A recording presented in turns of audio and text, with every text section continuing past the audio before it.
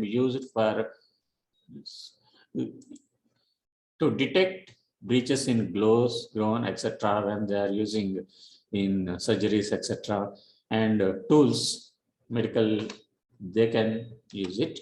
And this self-healing concept is not just limited to our civil engineering only. It can be used effectively for in various fields of science and technology.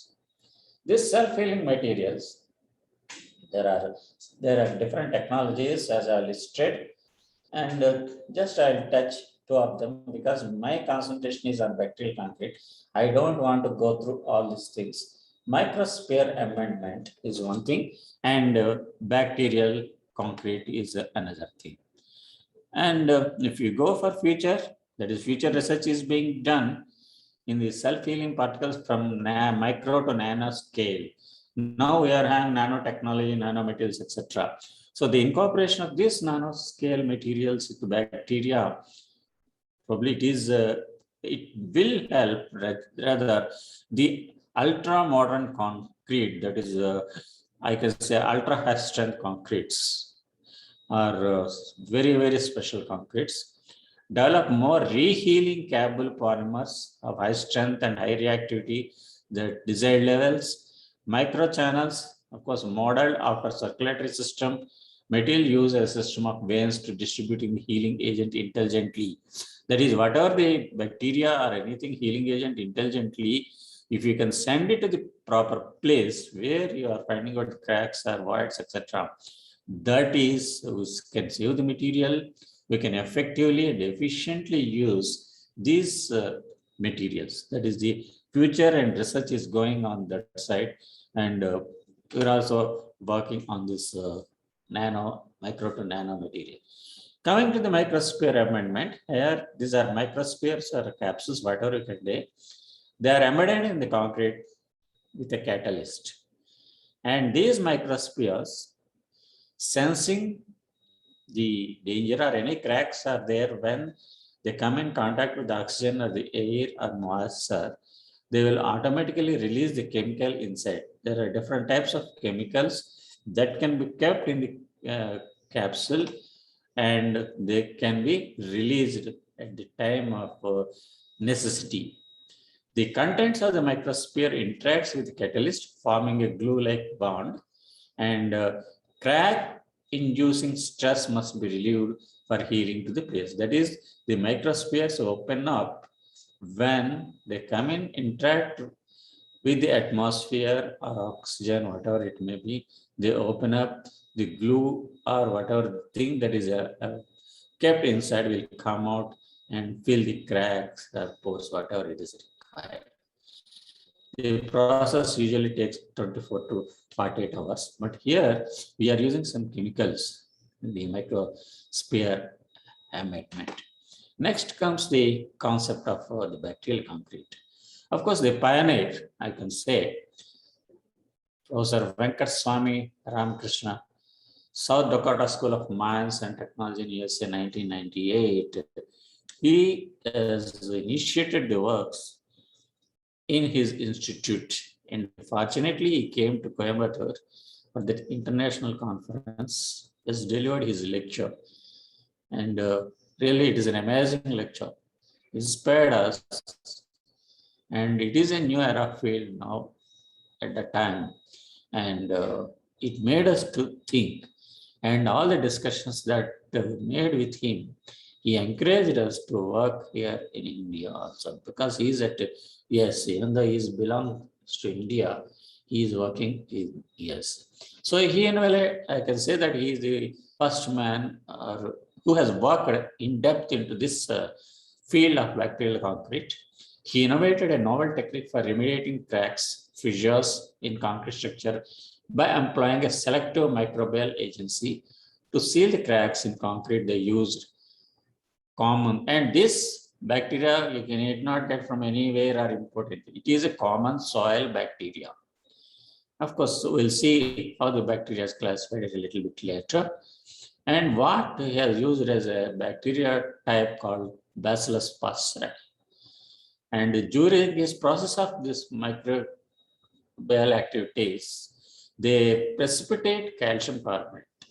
This calcium carbonate will go into the cracks or pores, and when it hardens up, it plugs all these holes and cracks and will not allow any water or atmospheric agents to into it. So we have to select a bacteria which will precipitate calcium carbonate at the required time, and the durability of the concrete is enhanced. That is the basic idea behind the bacterial concrete. And of course, for the bacteria to survive, here comes the question, bacteria will be there in the concrete.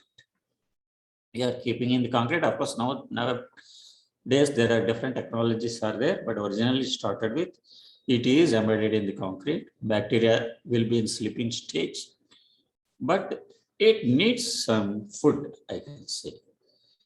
So that food we have to keep with bacteria, and this bacteria will be in sleeping or dormant stage for required period. And whenever it comes in contact with atmosphere or at least this air or oxygen, it wakes up, and in the presence of this bath or the food, it releases calcium carbonate and its job is over, it dies. So this fills up the cracks or the ruts that are available. That is the very basic concept of your bacterial concrete. Of course, the other people like Jonkers and his colleagues, they also place some spores. This is much later. Their food source, calcium, along with the calcium lactate. They have selected the calcium lactate as the media with water and in ceramic plates, and they observe that precipitation of this calcium carbonate by the bacteria has healed up the cracks. So that is what they also observed, but it is much later than Ramakrishnan. So for those of you to prefer the bacteria out of your walls, some people have comprehensions that bacteria may hurt us, bacteria may be dangerous, it may be toxic. Of course, so far the studies conducted, toxic bacteria is there, non-toxic bacteria is there, non-toxic bacteria only we are using. And for those who doesn't like this, Michael Letier, engineer from University of Rhode Island, has created micro-encapsulated sodium silicate heating agent. That is called microsphere embedment, what I told you. It is part, it when opens up, it sodium silicate will be coming out from the capsules and it will fill the cracks or other things. Like bacteria springs into action, this silica gel will be coming into action. And sodium silicate reacts with calcium hydroxide embedded in the concrete to formulate the gel, and that covers all this stuff. So this is those who doesn't want to use the bacteria. This is another system. So that's why I initially introduced you the microsphere embedment and bacteria. And though their approaches to solving the problems may differ, but as a Ramakrishnan, Jonkers, or Pletia out, their benefit, their inventional benefits are the same.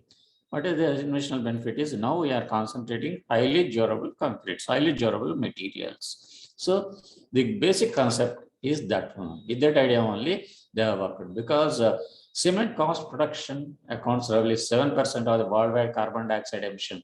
Cement emits carbon dioxide that is leading to carbonation, and the bad effects of carbonation on atmosphere, all of us know it, that carbon footprint, etc.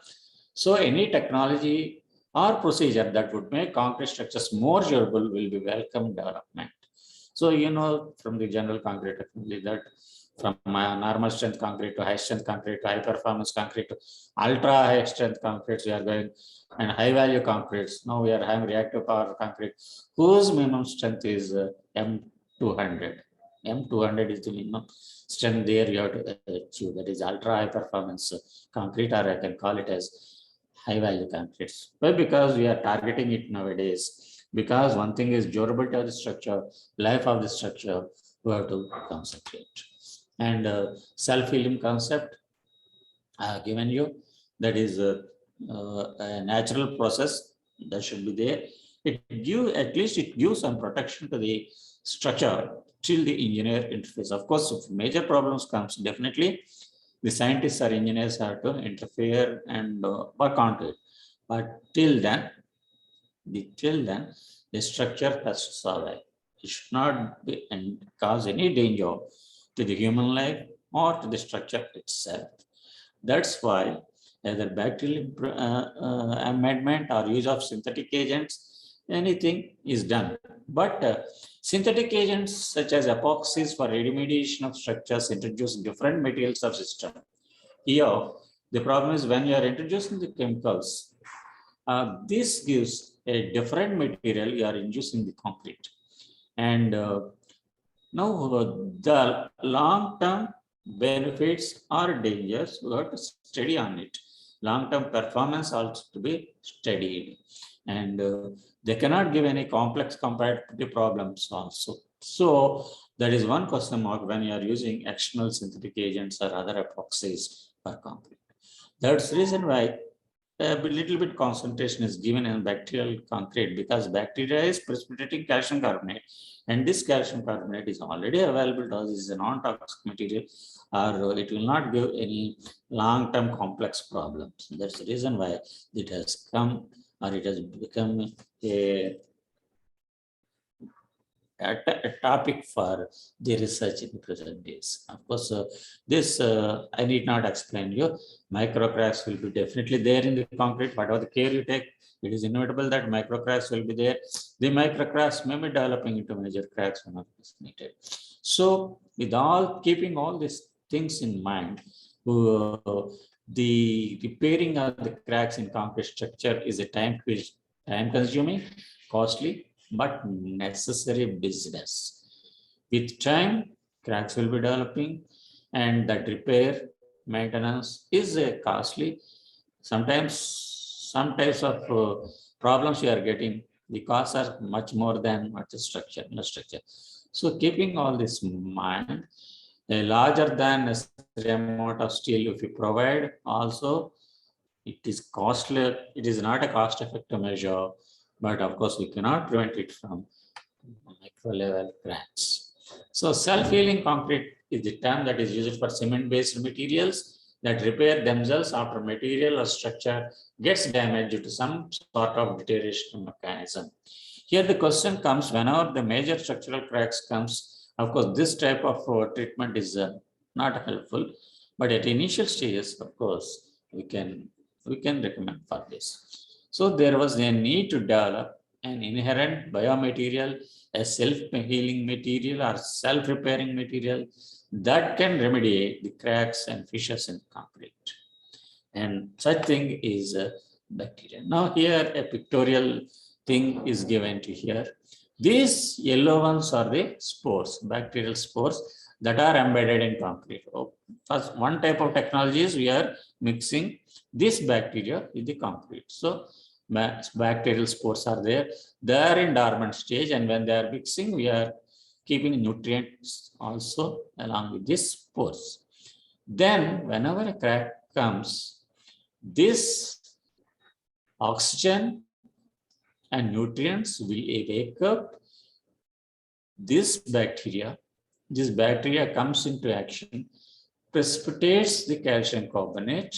You can see here, crack in the concrete, oxygen, nutrients activate the spores near the crack. Bacterial activity precipitate the material to fill near the crack. So this calcium carbonate will be filling up the cracks. And once the crack is filled up, no supply of oxygen, again it is closed. The bacteria inside will be there, that is, which is not woken up or which has not worked, it will be sleeping again. And others who have produced calcium carbonate will die, and they will act as a, I can say, microfibers. like that. Organic microfibers, you can say, they will act as an organic microfibers. That is, the dead spores will act like this. So this is these three steps will explain you the basic concept of the bacterial concrete. Of course, this is what it is explained, and of course, once it is filled up, naturally at the surface level, if bacteria is more, it will close the surface, and naturally the air or water or any chemical agents cannot go inside the concrete structure and damage your concrete or steel. This is what calcium carbonate is nothing but a limestone. This limestone, and this solidifies the cat surface, thereby sealing it up. The mineralization process will not interfere with the setting types of the concrete. Of course, tests were done to check the setting times, and it will not be interfering with the setting times or hydration process of the concrete.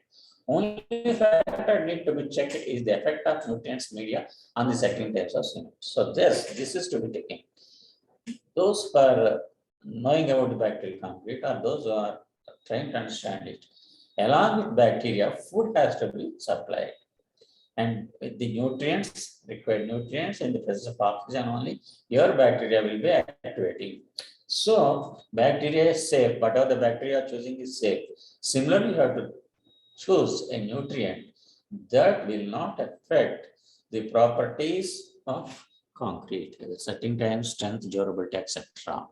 And that is what you have to concentrate and choose a good nutrient that will not damage your concrete.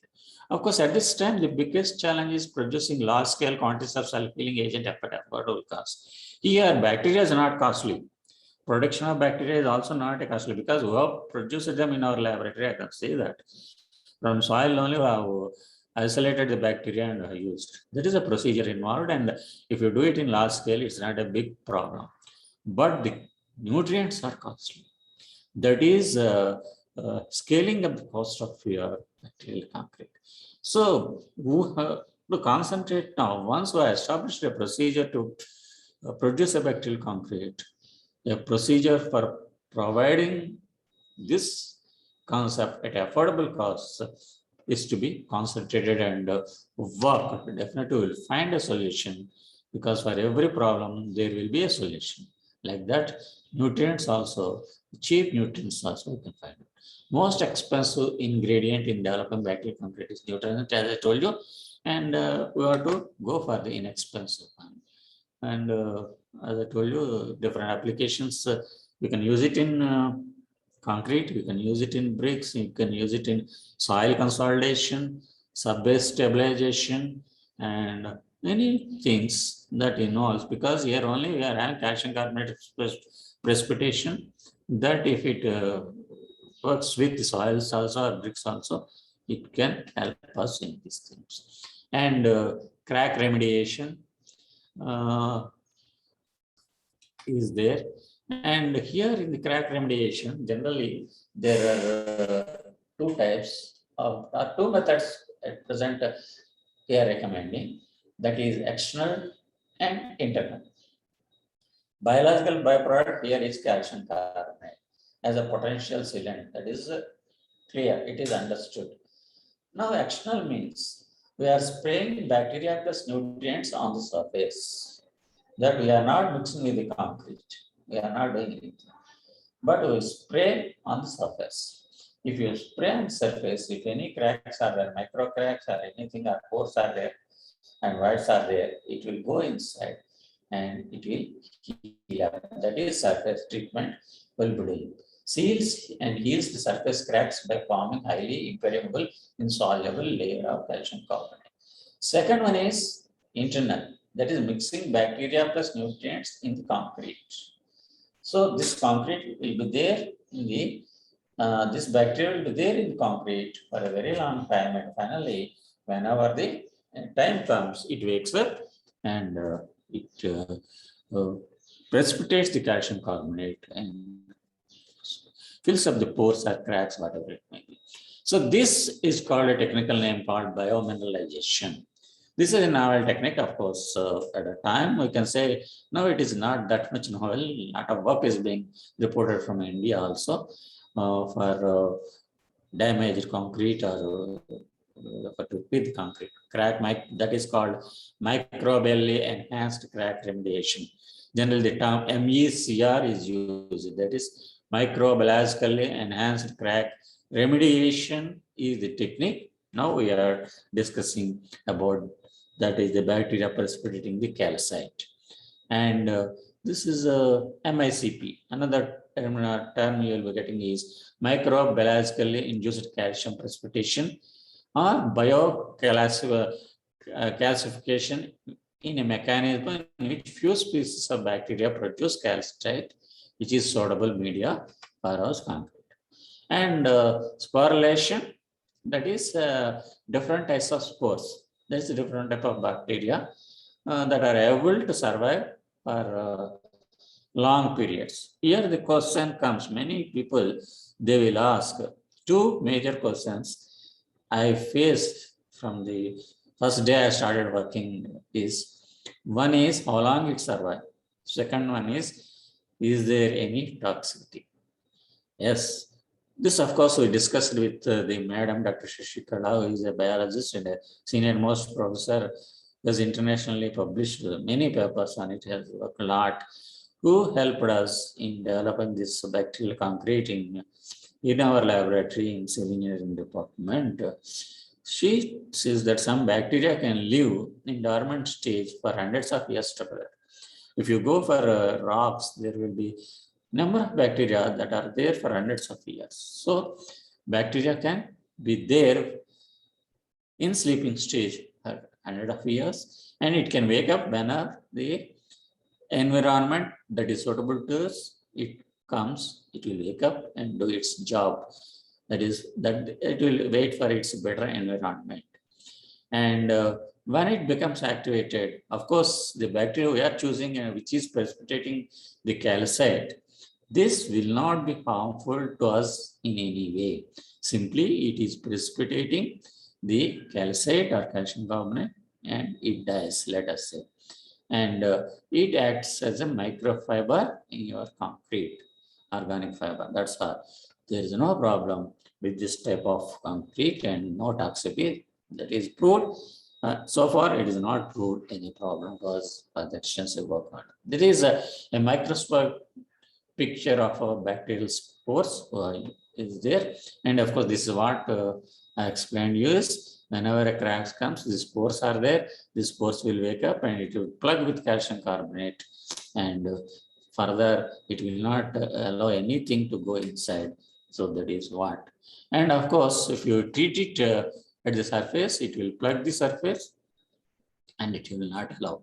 But if you mix with the concrete, if any internal cracks are coming out, it will heal it up there. That is why two types will use according to the requirement for us. Because mixing with concrete is very costly as on today. So spraying of this biomineral solution is another art.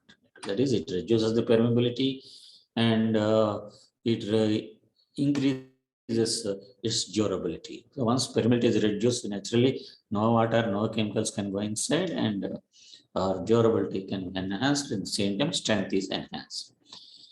And of course, these are the two pictures that are taken. This SCM, scanning electronic micrograph. Here you can see the without bacteria, how the concrete looks like, and bacteria here with concrete with bacteria that looks like. Here the cell concentration, which is the most important factor. Cell concentration, 10 to the power of 5 cells per milliliter of water with bacteria.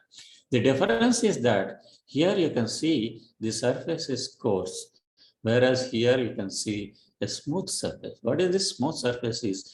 The bacterial precipitation, calcium carbonate is precipitated on the surface and the surface has become sealed and it has become smooth. So these are the two contrast pictures that are taken in SCM to see how the bacteria, bacterial surface, bacterial treated surface will be there inside the concrete. Now, of course, this is another thing. This is cracks. You can see here cracks are there, and here after perfect track sealing. When bacteria is there, it automatically seals it with this calcium carbonate, and finally, after healing, you will not find any cracks here. And this is a just background. With this background, of course, introduction. We have started in India. Why people at the time used to ask why, and Ramakrishna and other people are doing. Why doing it? In India, we are having different materials, different conditions, temperatures, and ours is a semi-arid tropic. We are having our problems. And what are the long-term effects of treatment is also not reported in Indian conditions. And these are all to be studied as the local conditions using local materials and local things. With this idea, this background, we have started work in 2005, and we have taken this, prompted us to take a research scholars for this one. And as I told you, myself, Dr. Shashikala, and Dr. V. Srinivas Reddy is my second student scholar. He is now presently working with this, and we have started our work and continuously till now we are doing this. And the type of bacteria initially I used is Bacillus subtilis JC3. What is that? I will give you a little bit later. And Professor Ramakrishnan used Bacillus pastori. These are Bacillus type of bacteria only. And we have tried with another type of Bacillus bacteria, Subtilis JC3, that is, and we have successfully done the complaint. So there are different types of bacteria that we have tested for biocalcification is Bacillus subtilis, as I have told, and Salmonella E. coli, Bacillus pastori. It is also called Sporangia pastori, B. spiricus, and B. That is all B means the Bacillus. These are the different bacteria. Of course, we have worked with only a few. Other people have worked with this, but we prefer to use Bacillus type of bacteria. Out of full isolated culture, it is observed that Bacillus subtilis and Bacillus pastori, that is now it is also called as Sporangia pastori, also offered the best improvement and performance of the concrete. So this bacillus type of bacteria is useful. This initially we tested in mortar, and here you can see here 3 days, 7 days, and 28 days strength. This is a controlled specimen. You can see Bacillus subtilis and another type of bacteria, Bacillus type, and this E. coli. This is percentage increase in strength it is seen. Of course, there is not much, but E. coli, if you use, the problem is it will have some bad effects on the environment. So this E. coli is not recommended. Bacillus subtilis or Bacillus type of bacteria, JC3, the strain number that the biologist will give. We don't know much about it, just like our genetical features changes. This JC3 strain number, with strain number, it is a small difference in the bacteria. So we have proved that we have just what tested to start with what is available literature, to start with test with laboratory. This Bacillus subtilis, we are satisfied with its performance, and you can see here cell concentration I am seeing. With this cell concentration means how many cells are there per a milliliter of water, 10 to the power 4, 10 to the power 5, 10 to the power 6, and 10 to the power 7 we tested. Out of which we found that 10 to the power 5 is giving a better result. Why? Because it is just like this. A bacteria to survive in a unit area, so up to some concentration, it can survive, it can reproduce, and it will be helpful. If of course, concentration is less, there will be vacant spaces, and efficiency will be reduced. Similarly, if concentration is more also, number of cells are there in a small place. There is no operating space for it. That is, there is conjunction, and this bacteria will become ineffective and dying itself. That is what would have observed in a bacterial laboratory. That is, if a small hall is there, if 10 people are there, there is vacant space, not of vacancies or gaps are there.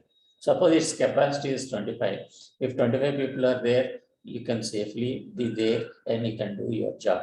But if I put 100 people there, it is overcrowded, you cannot do anything, pollution will be there, and it will be like this concentration of bacteria is also very important in deciding the concentration. Because as I told you, we have not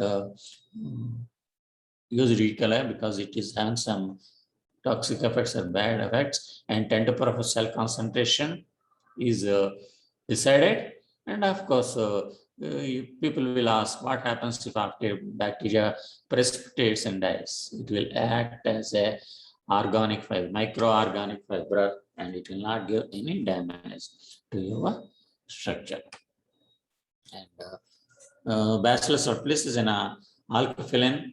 It will survive in alkaline concrete. Now, another important factor is the bacteria what we are using should be surviving in alkaline atmosphere, because our concrete is a highly alkaline material with its pH value up to 13, and it needs a nutrient that is also helpful to your concrete. It should not damage your concrete.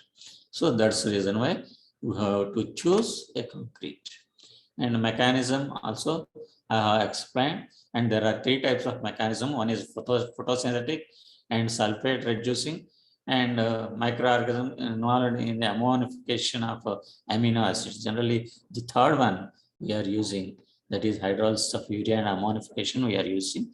And photosynthesis, that is what spontaneous mechanism, that is from photosynthetic microorganisms, and through nitrogen circles, through sulfur cycle. Again, nitrogen cycle and sulfur cycle.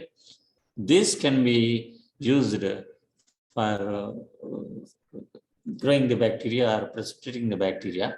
But urease enzyme is actually most of the microorganism metabolism process can be used as a tool to induce precipitation of calcium carbonate, which will not affect the concrete, or which will encourage the sealing of your cracks or this thing.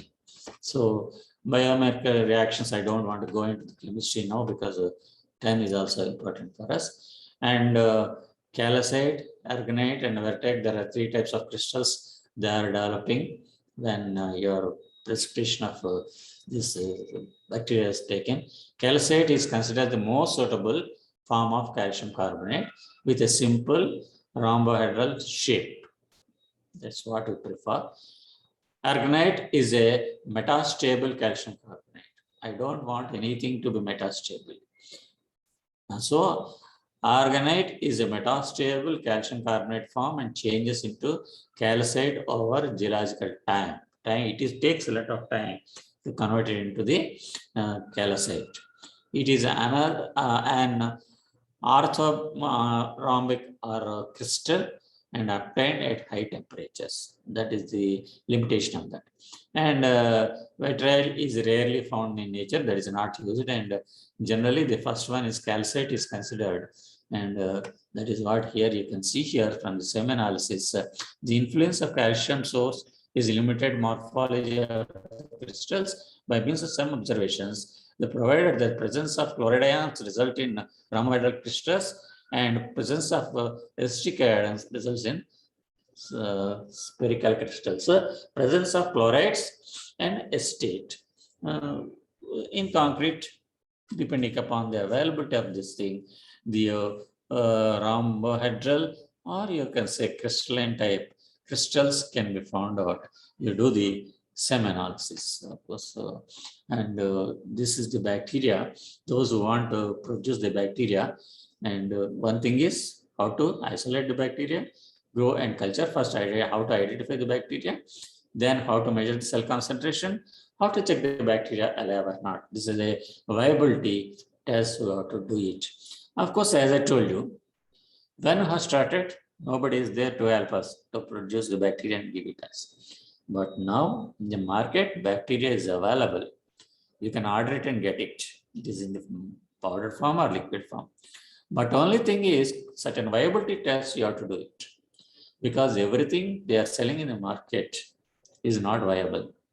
It's not the quality also should be tested. Quality checks just like we test the cement aggregates and other things, this bacteria also should be tested. That's why the basic concepts of this bacterial concrete or bacteria should be known.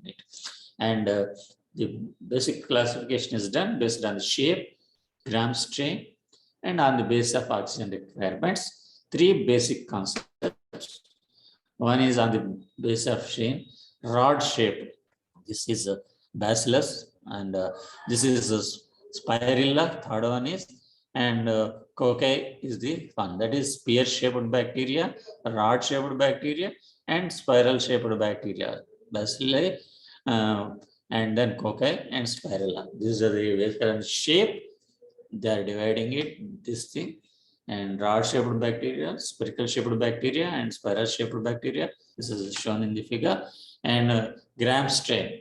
Gram straining is a method in which agent is used to bind to the cell wall of the bacteria. They are gram positive and gram negative. Gram staining, of course, is an important and very quick procedure used for presence of bacteria samples in the characterized bacteria gram positive or gram negative. Gram positive and gram negative bacteria refers to two different types. Bacteria written in crystal, of course, a dye is used and it changes into purple or pink. Based upon that, we can decide whether it is a gram positive and gram negative. If it is a converting to gram positive, that identification is given as positive gram positive bacteria, that is and other is pink type, it is a negative type bacteria. And this gram positive bacteria is Bacillus subtilis. It is a property of the cell wall that activates the difference. Generally, in the case of gram positive bacteria, the shell thickness is more. That's actually what we want, because we are incorporating the concrete. It has to withstand the temperatures and pressures it is subjected to, and at the time required, it has to wake up. So the property of cell wall that actually gives the differences. The cell wall in gram negative bacteria is thinner, whereas gram positive bacteria is much thicker. That's the reason why the Bacillus type of bacteria is chosen. Anyway, other type of bacteria is there, but generally this Bacillus type is easy to identify, easy to isolate, that's same. And gram negative, E. coli is there and other things are there, but these things we are not using. One thing is its shell thickness is very small and it is getting damaged, and E. coli are other things there, and some other properties we are using. So gram positive and gram negative. Gram positive because the shell thickness is more, and this precipitation, it is culture, easy culture. We are going to gram positive, along with Bacillus subtilis, Bacillus pasteuris, Sphaerotheca pasteuris. These are all we are having, and we are working on that. And classification based on oxygen requirement, aerobic and anaerobic. I need not explain all these things. Requires oxygen to grow, and your Bacillus type is an aerobic bacteria. That is, when it comes in contact with oxygen, only it wakes up. Once it wakes up, generally it precipitates calcium carbonate. So this is aerobic bacteria we are choosing. So based on the oxygen requirement. And growth and curvature, there are different types of growth and culture are there. Serial culture and using chemostat and other things. And serial transfer means making volume of culture and diluting the volume in a fresh media. That's what actually we have done it here. A strain is a subset of now. I told you the bacteria initially are used is Bacillus subtilis JC3. JC3 is a bacteria strain number that the biologists will be giving to you. JCS bacteria is the JC3 is given for Bacillus subtilis. But this thing is, they say that minor changes will be there in different strains. Other than that, it is proper. Generally, here in we are having genes in us, and there will be minor changes, and that changes will be changing the characteristics. That's how they classify. They will give a dendrogram based upon that. They will identify it. They are having a chart called dendrogram. Based upon that, they are deciding which type of strain we are using. The Bacillus subtilis, what use it is JC3 type strain, and how to isolate. It is a procedure that we'll be doing in our chemistry laboratory or environmental laboratory, biological laboratory. Here initially, these are the bacteria derived from the soil. So take 100 milliliters of water, add taking in a sterile water, add 1 gram of soil sample, go on diluting it. That is another sterile tubes, you write 10 to the power of minus 3, 10 to the power of minus 4, 10. This is of course milliliters. And then add 9 ml of, if you add 9 ml of distilled water to each of the glass tube using pipettes and 1 ml of solution using it, you are diluting it. And you are adding again, taking it and again you are adding it. Like that we are diluting it till we get the required amount of concentration, that is 10 to the power of minus 10 to the power of 5 cells per milliliter or so. The concentration till that is achieved, that is this type of dilution is done. And once that concentration is achieved, what we will do is leave it on Petri plates or agar plates. Will give this water along with this soil or bacteria on that and allow them to grow in the culture. Here you can see this is agar plate or Petri plate. Although they cannot see, these are not seen with naked eye, but use the microscopes. Here will provide the nutrient and soil water on surfaces, that is diluted water to the required level.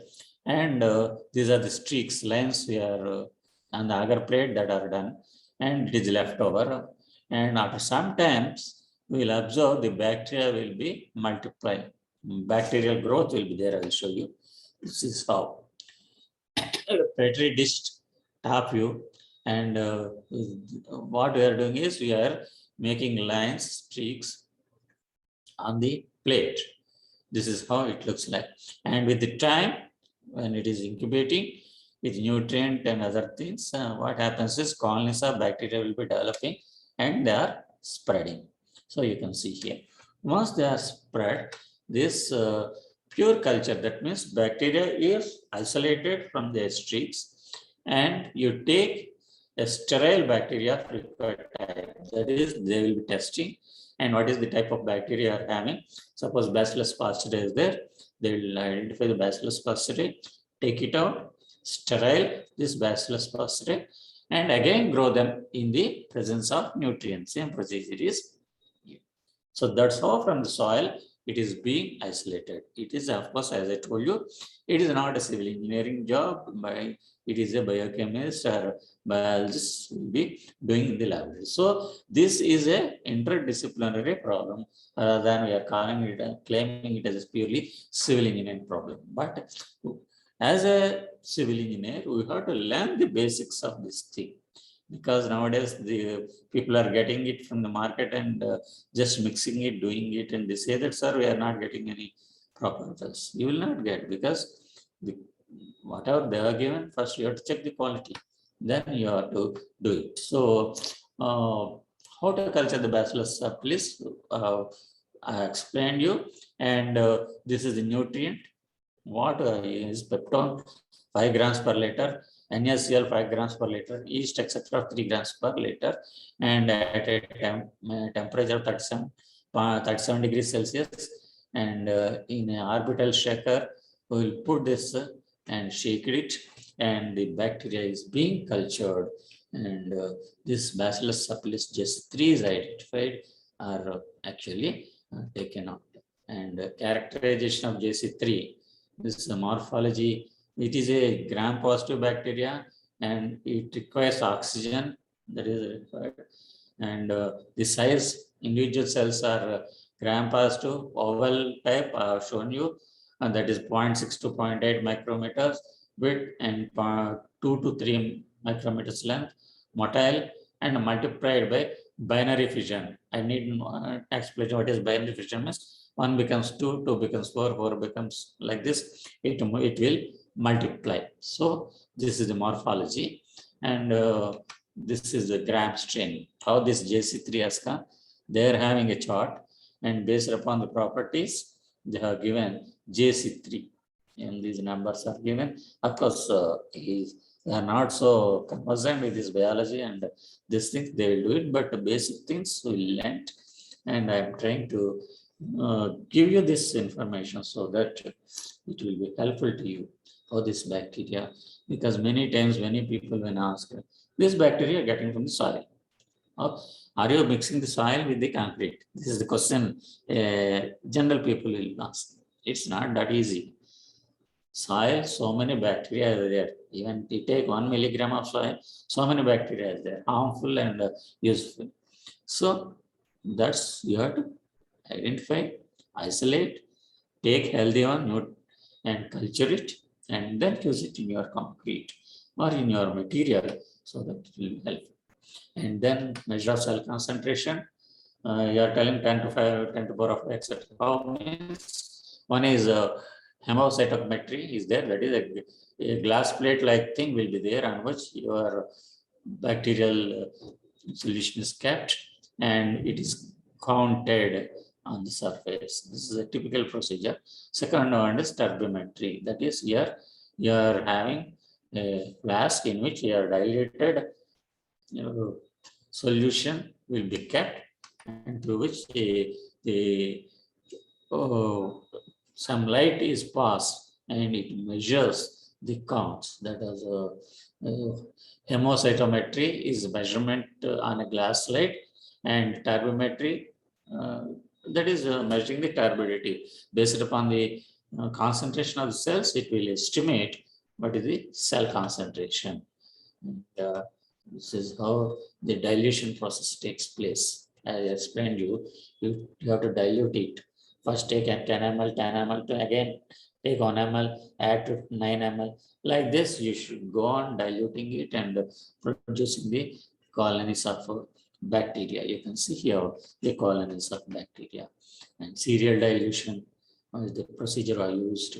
That is 1 to 9, 9 to 10, what I explained to you. This is the photograph. And this is, of course, a microscopic count. That is a typical procedure. And this is a turbidity measured by means of a spectrometer. And with this turbidity, you can estimate the quantity. So then the question comes, the viability test, whether the bacteria is alive or not. And these things will be using using a microscope. You can see, and the viability can be checked. Or a common dye, typhon flu, a common dye used to measure cell viability, because this procedure can be done in 5 to 10 minutes. Measuring in a microscope is a typical time taking. Typhon blue is a dye that not only absorbs dead cells, so when it is added to cell sample, only the dead cell turns blue. That is, if cells are dyed, they turn into blue. Otherwise, they will not change the color. So based upon that, using this typhon blue dye, we can identify this thing.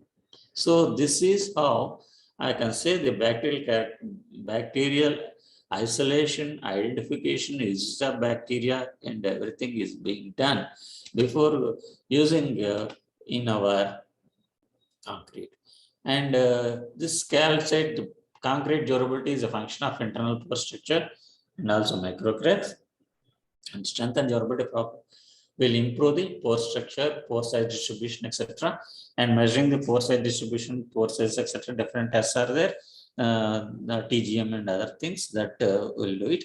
And characterization will be done using SEM, that is scanning electronic microscopes, X-ray diffraction, and thermogrammetric analysis, TG analysis, that is quantified. This will be, we have to do it, and this is a magnified cell SEM photograph that is being 10 to power of 3. This is 10 to power of 5, 10 to power of 4. You can see, observe. This is no cells, no bacteria. This is 10 to power of 3 cells. This is 10 to power of 4 cells. This is 10 to power of 5 cells. So you can observe 10 to power of 5 cells with calcium precipitation. How beautiful is the surface, smooth. And these are all rough surfaces. So this is how You can do it. And 10 to the power 6, 10 to the power 7, again, cell concentration is more, they are not functioning properly. So that's why we have chosen 10 to the power 5 cell per milliliter, that is taken as optimum. With this only proceeded in reaction. And XRD, because I need not explain you what is XRD. With XRD, what are the different components that are produced, silicon, calcium, etc., they can be identified. And this, here it gives at what temperatures what is going to happen, showing at different temperatures the change in weight. One is red is without bacteria and green is with bacteria. You can see here at different temperatures the change in weight is happening. Definitely they will happen. But what is the reason behind it? You can analyze it. So that is what again. About 100 to 200 degrees Celsius, water in the sample evaporates, leading to decrease in weight. And that is what actually this is 100 to 200 degrees. The decrease in weight is taking place. And then between 500 to 700 degrees Celsius, another decrease in weight is taking place. This is due to decomposition of calcium carbonate. See here, this is what actually. Again, 500 to 600 degrees, again, or 600 to 700 degrees, there will be a decrease, increase and decrease, increase in weight and decrease in weight. While the second decrease in taking place is due to decomposition of calcium carbonate. For species without bacteria, only small amount of calcium carbonate is decomposed at the temperature 591. That is, if you see here with the red one, you can see here about 600, the decomposition is taking place. But you can see here beyond 500, 600 degrees Celsius, with bacteria, without bacteria, if you observe, with bacteria, there is a lot of decrease in the weight. That indicates that the calcium carbonate that precipitated is getting decomposed. So without bacteria and with bacteria, so we can say that up to this temperature, the weight, change in weight here, you can see here up to 500 degrees or 600 degrees Celsius, I can say your bacterial concrete calcium carbonate is safe, beyond which the decomposition is taking place. So up to 200 degrees Celsius, you can say water dehydration is there, up to which it is stable, and beyond which the weight gain is taking place in the case of bacterial concrete and without bacterial concrete up to 600 degrees centigrade, beyond which because of the decomposition of the calcium carbonate, it is taking place. That's how using TG analysis also we can say that whether calcium carbonate or the bacteria is viable. This is of course the photo contrast to identify the microorganisms. The microorganisms you can see with the different colors and the concrete. And with this background, what we tested initially is using this JC3 strain Bacillus subtilis. We have compressive strength, tensile strength, flexural strength, impact strength, and non-destructive evaluation is also done, so that how the quality of the concrete is done there, and then stress strain behavior and modulus of elastic flexural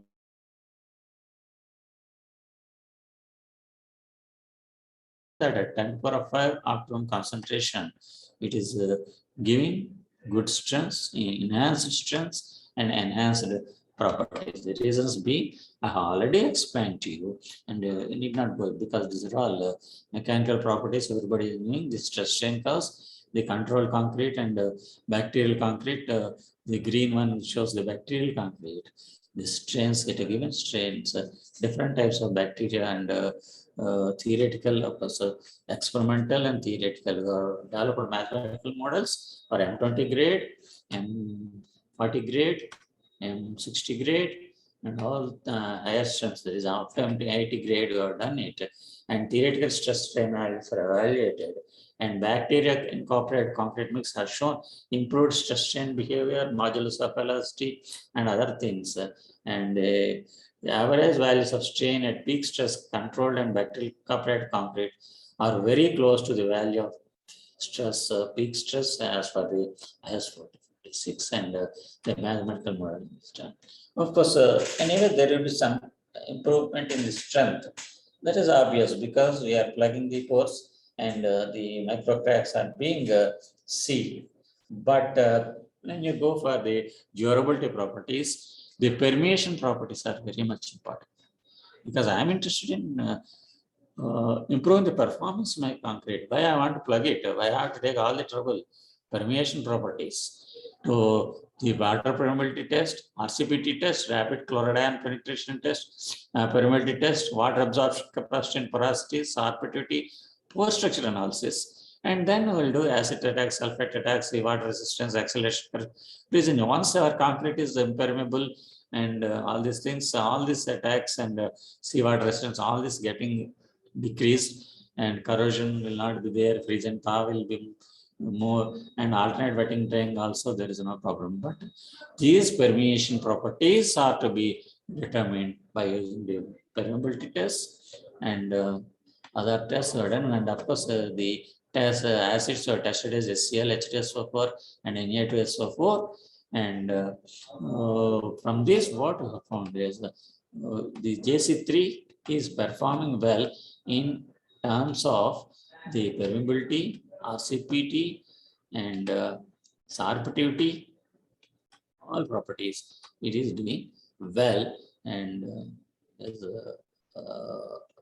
the concrete performance can be enhanced, and using the SCM analysis, TGM analysis, SCM analysis, and others see that the pore structure refinement is there, pores are being refined, pores are filled up, the porosity is getting reduced, sorptivity is getting reduced, acid resistance is getting more acid resistance, and all these things. That clearly indicates that the biomineralization, that our MICP, whatever you are doing, is extremely useful in treating concrete.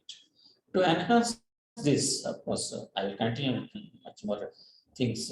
Here, what I want to do is another things that is nowadays we are developing, work is going on is the genetics part of it, of the bacteria. See, if you are using a bacteria, sometimes it will have some negative effects may be there. But we can, if we change or we can modify the properties of the bacteria so that it will produce a good calcite precipitation without any harmful precipitations or dangerous precipitations, it will be very useful for that. That is geologically modified bacterial concrete jumps is also done. That is just like the human beings, our genes, if you modify it, if any problem there, if you modify it, you can produce all negative effects can be removed, all the positive effects can be taken like that. Genetically modified organisms, that is jumps, is another technology that is being taken. And of course, these applications, why I kept this slide is in different applications. I can do crack remediation, sand consolidation, biometric, biocement, bioconcrete, and conservation of ornamental stones, etc. All these things, it is useful to you and useful. But again, of course, I'll discuss when I come to the end in another 10-15 minutes. And nuclear power industry, because nuclear radiation you have to cut down. This is a very useful technology. You can use it, and remediation. And then this is how the bacteria can be identified, cultured, developed, and used to improve the permeation properties. And as I told you, the type of bacteria you are choosing is very important. And Bacillus type is very useful, and Bacillus parentia, that is a Bacillus pasteurizii, that is easily available to you in the market also nowadays. Another type of studies what we are doing is fly ash based bacterial concrete. Here what we use is fly ash aggregate concrete, that is using cold bond technique. The fly ash aggregate is manufactured in the laboratory. Of course, if you ask me what is this technique, I will give you a reference paper what we have published. You can go through it. Using fly ash and NaOH and SiO2, etc. solutions, you can develop the fly ash aggregate. Why you have to go for artificial aggregate is one thing is to reduce the use of natural resources. Secondly, flash is abundantly available, you can use it. Third one is to produce the lightweight concrete. And these, if you, of course, flash aggregates will try, water absorption will be more, even though it is lightweight and it is not giving required amount of strength, because its unit weight is less and other problems we are getting it. Even though you are getting lightweight aggregate, the durability problem also will be there, because it absorbs mass and its core structure, etc., is there, and that is maybe sometimes it will be helpful, or sometimes it will be throwing on the negative side also. So this flash aggregates, by making it by means of cold bond technique, bacteria treated flash, that is a treatment is done on the surface, and also bacteria is kept inside the concrete with this flash aggregate tested. Bacteria incorporated concrete. So bacteria treated flash aggregate. This is two developed, and then tested with M20 and M40 grade concrete. Sporangia pasture. This is Bacillus pasture actually. This of course, this is of course Bernard developed in the bacterial laboratory, and obtained it from outside and tested for its viability. It is good, and use it for carbonate precipitation. And this optimum concentration of cell concentration worked on M20, M40, M60, M80. Initially, I told you 10 to the power 5 concentration, cell concentration, continued with that what previously tested. And then what I tested is how it is behaving, the flash aggregate. That is, we have developed flash aggregate by cold bond technique. Bacteria used biotic, the effect of biotic and abiotic factors. That is when you are adding nutrients, how it is person, and how the characterization of the calcium carbonate precipitation is taking place by means of cell concentration, XM, XRD, and TG analysis, and viability tests are done, and then the mechanical properties, durability properties, crack healing efficiency when you are treated, how the cracks are being eliminated, and then cost analysis is being done in the bacterial concrete, flash aggregate concrete. And of course, these are the materials used, Sporangia bacteria, and this is the materials, and bacterial Sporangia pasture. This we got from the market. We are not developed here. Initially, when whatever I explained is done in the laboratories, but here we got it from outside and tested it, because we want to check the viability of outside bacteria. That they are producing it in form of powder solution. How it behaves. Flash aggregates, as I told you, cold bond technique is used, and the determination of that is one technique is there, cold bond technique. Now that paper also I will just show you. It is there in the net. If you want, you can go through it. We have published a paper in 2019 using NaOH and Na2 SiO3 developed this flash aggregate using flash, cement, NaOH flash, and NaOH and Na2 SiO3 were used. Flash and cement certain content were used to develop this flash aggregate, artificial aggregate, and this is using cold bond technique. These are the aggregates are developed. This is the concrete for and other things. And here the water have captured is cement plus water, cement plus bacteria plus nutrient bath means this nutrients, actually food. That cement plus bacteria solution, cement plus nutrient solution, cement plus bacteria plus nutrient plus calcium carbonate supplements such as lime water, etc. are used, because the chemical reactions we have to see. Everything is here is the chemistry, how the hydration is processing. Hydration is nothing but a chemistry. So what are the various combinations? These types of combinations are tested, and finally this sample is cement plus bacteria plus both solution, both means nutrient food, plus calcium lactate. If we use that in the concrete, of course we obtain optimum results in terms of strength as well as durability. So these A, B, C, D, F, G, 1, 2, 3, 4, 5, 6, 7 combination sets of tests were done.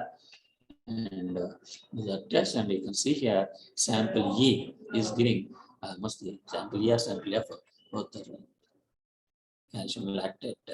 This is giving 68. So sample E and sample F, they are giving more strength.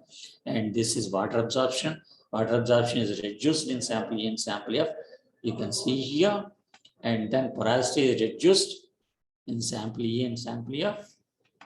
And then of course, number of cell concentration is giving more effective bacteria, bacterial concrete in flash aggregate concrete also. And then strength studies. Of course, what I have skipped is using IS456 method and using tap water. This is compared to potable water and bacterial water, and this calcium lactate to casted designed mixes and used M20, M40 mixes. And you can see fact means flash aggregate concrete and untreated concrete. These are the reference concrete, M20 and untreated and treated. Treated means here treated with FAC, untreated concrete means bacteria only you have mixed and you are not given any surface treatment. These of course results I will skip off. That's not needed for you, just to show it. And stress strain models and stress strain behavior are tested. Modulus of toughness and elasticity tested. And flexural behavior by means of casting the beams are tested. And loads deflections, load deflection cause is there. And relations, permeation studies, these are the essential things. These are done. And coefficient of permeability is extremely low in bacteria treated concrete at 20 days, and of course long term it is improved as PAP test. So in the FAC, flash treated with flash aggregate and other bacteria, this thing, and bacterial concrete with FAC and normal concrete, you can see here depth of penetration, water absorption capacity,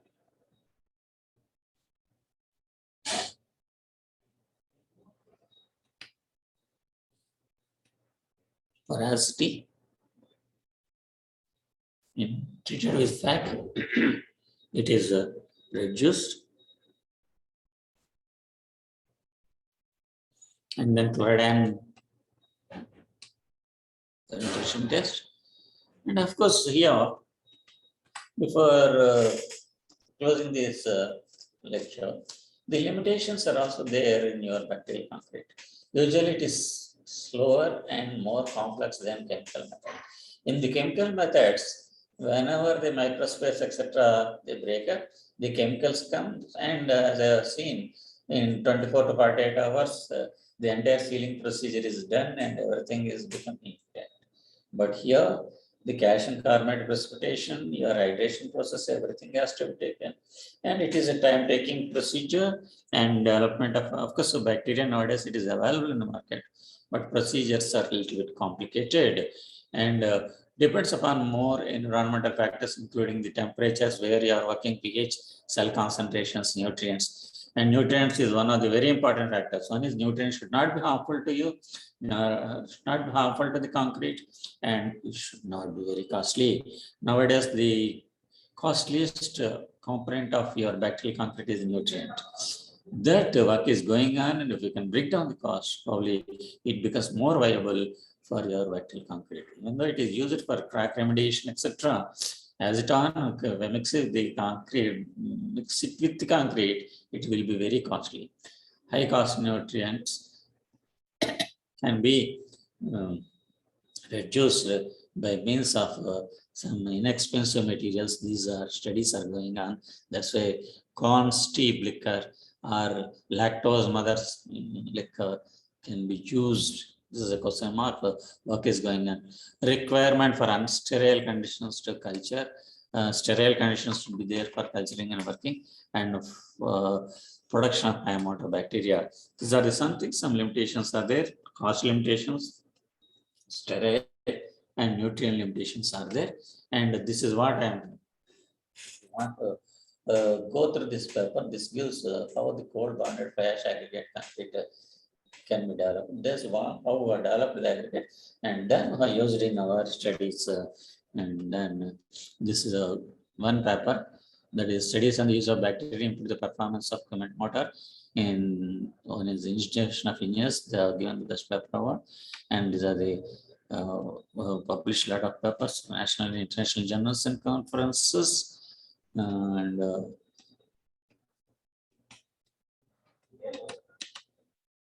And three people, they have worked for their PhD and they got the done. And Dr. Sunil Pratap Reddy, he is a professor at KITS in Warangal. Presently, is working.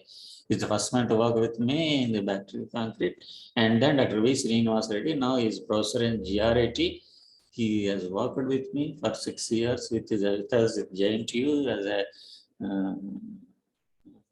academic consultant, and he worked with us. And then still is we are both are working on this bacterial concrete. And Dr. K.S. Trimurthy Naidu is an executive engineer in Guntur. Recent last year only, December 2021, 2020, he got his PhD on the bacterial concrete. 3 scholars, so they worked, and the third man got the, and this is one book published on fly ash bonded bacterial concrete.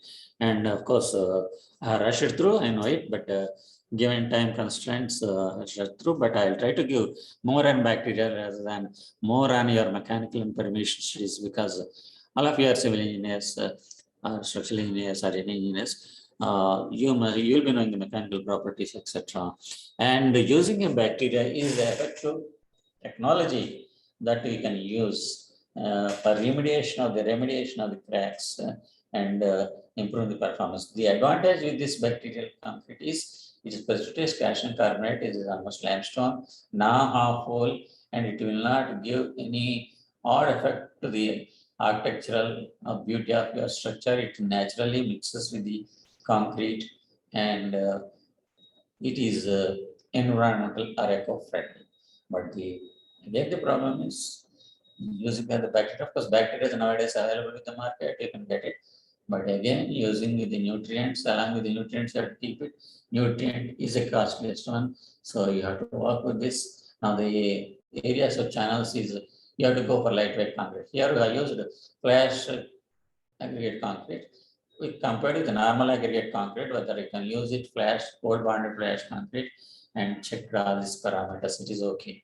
Now, go for the lightweight concrete. That is, if you determine the type of treatment you are giving to the lightweight aggregate with fly ash. Actually, if you want your aggregate lightweight aggregate permeable, some silica coat or something will be given so that it becomes more impermeable and water absorption, etc., will be reduced and durability increased. Similarly, bacteria can be used. Bacteria can be used, I can say, definitely. But you have to decide amount of the coat, amount quantity of the bacteria you and treat the surface of the lightweight aggregate so that you can develop lightweight aggregate with good performance and low water absorption, low water sorptivity, and more acid resistance, etc. We can reduce the lightweight concretes using the bacteria. So this is one scope for further studies on lightweight concrete, bacterial concretes, because we started with fly ash concretes, but not focused so much on this side, but focus on that, whether you can, using that aggregate, you can produce a concrete on par with the characteristics that is similar to the fly ash concrete. So here, probably I have taken sufficient time that is allotted to me. I'll give another 5 minutes or 10 minutes there session for your questions, or you can mail to me your queries. I'll definitely answer it to you. My email address or the organizer of the faculty development program, you can mail it to me. Any queries, I will reply to you. Okay. Thank you for all for your patient hearing. Some of you may be working on it, some of you may be knowing it, but I want to probably give an introduction for the newcomers or they're interested to work on this field, because a lot of work needs to be done. Basics are being done, but a lot needs to be done here in this.